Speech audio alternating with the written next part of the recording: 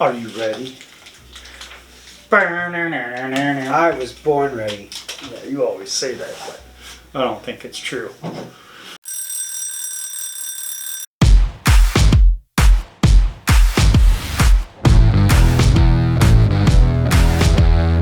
Ladies and gentlemen, boys and girls, welcome to another episode of AM Whiskey. I'm Aaron, that's Mark, and today we have another bottle review for you. Mark, what do we got? We got ourselves a little Elijah Craig Barrel Proof Rye. 12 years. 3 months. Who cares about the number of days? Approximately, 108? 108 proof. 108 proof. ABV, that's 54% alcohol by volume. You know, I'm really excited about this. A 12-year rye. Hello. Wow, I can already smell it all the way over here. Yeah, this is the first release of the barrel proof rye from Elijah Craig. I did open it. I know, you can't tell because you didn't hear a bottle pop because I opened it. I also didn't hear America. America. It's not America, it's America. Either way, I didn't hear anything. This is release A925. Listen, I just wanted to get the liquid in the glass so we could get liquid to lips. That's what I'm about. I like liquid it. I to like lips. liquid to lips. And yes, this is very fragrant. It is. But as I was saying, this is the inaugural release of Elijah Craig's Barrel Proof Rye. Haven't been a huge fan of their regular Elijah Craig ryes. They're fine. Not great, but heard a lot of good things about this, so A925. Don't know if this is going to be a confusing batch because it's A plus 9. Well, that's the thing. It's just the first batch of the year. 9 is the month it came out. 25 is the year. Yeah. It'll be interesting to see if this is going to follow the same pattern as the Elijah Craig Barrel Proof bourbons, where you have 3 releases a year, an A, B, and a C, or if this is going to be a once-a-year release. It's got a nice color. Don't really know. It leaves a real thin bead on the glass. It's going to form legs, but it's not just instantly forming legs. It's kind of like stuck. Now, see, on this side of the glass, it's now starting to form them, and it's got really nicely well separated, and it smells. I do like the fact that, Elijah Craig just released their youngest barrel proof bourbon, but then this comes in at 12 years, 3 months. It's a nice little age old statement. as sin for a rye. Old as sin. Ooh. And it does smell delicious. Old. Yeah, there is that kind of like leathery, woodsy, like old library smell. Yeah. There's a mustiness to it, a slight must. Yeah, there's a little bit of that kind of. But it definitely smells unique. It does not smell like a bourbon. No, there's some herbaceousness underneath that leather and old paper, wood. It's kind of like a very, very faint pine note with some mint in there. Just kind of a lot of those herbal notes that you get with rye. But it's very faint. Upper glass, it's really faint. I feel like there's a slight citrus.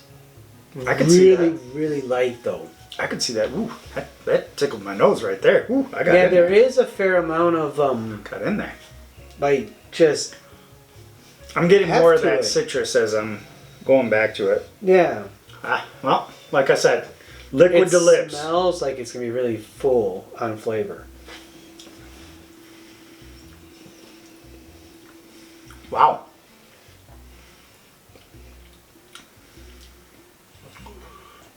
That palate was a lot more caramely than I expected on the nose.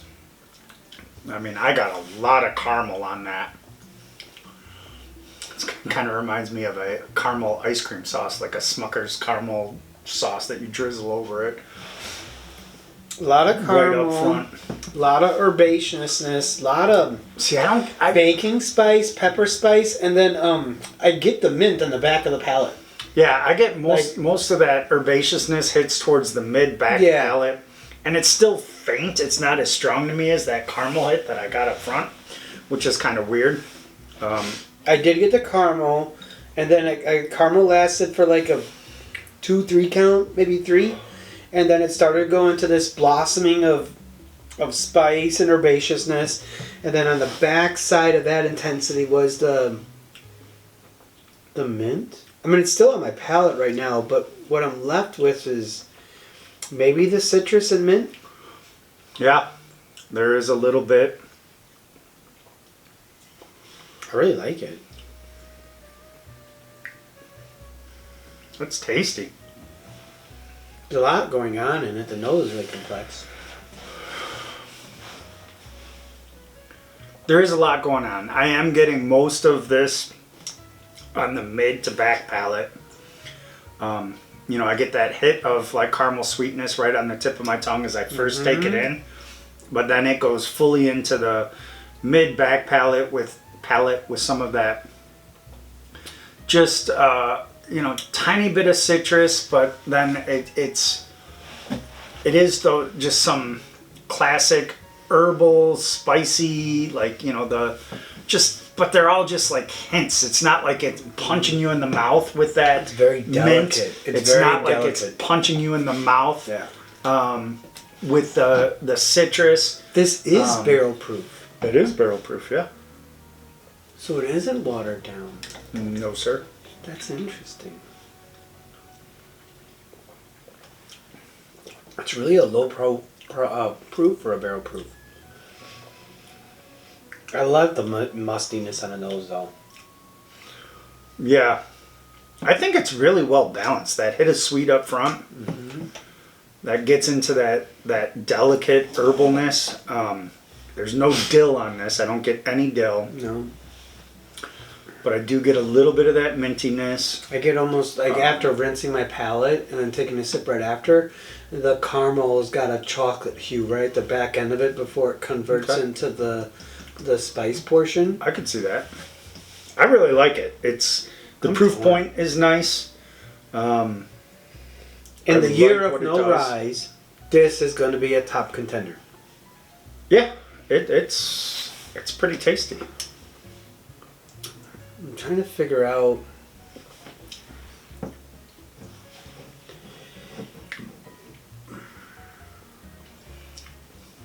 Based on all the different flavor notes I get, oh yeah, dude, it coats.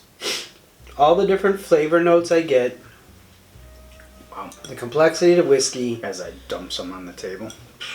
The year of no rise. This has gotta be a super, super high 7 or a low mid 8 for me. Okay. I'm struggling to give it a mid 8.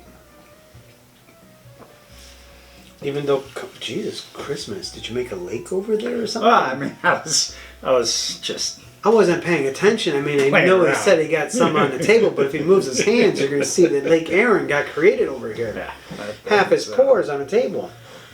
Yeah, you know, pour one out for the homies. You did that. Yep, you can see. Yeah, I mean, I think we'll call that the golden pond. I think that's right where this plays is in that high 7, low 8 range. I don't like it that much. I think the way it's going for me today. Starting to like it more. Yeah, it's. I feel like I'm either getting used to the spice aspect and it's causing me to like it more, or else I took a real poquito sip there. Yeah, see, I don't know that there's much. There's a lot of herbal and other stuff. You know what's funny there is, but it's all very like.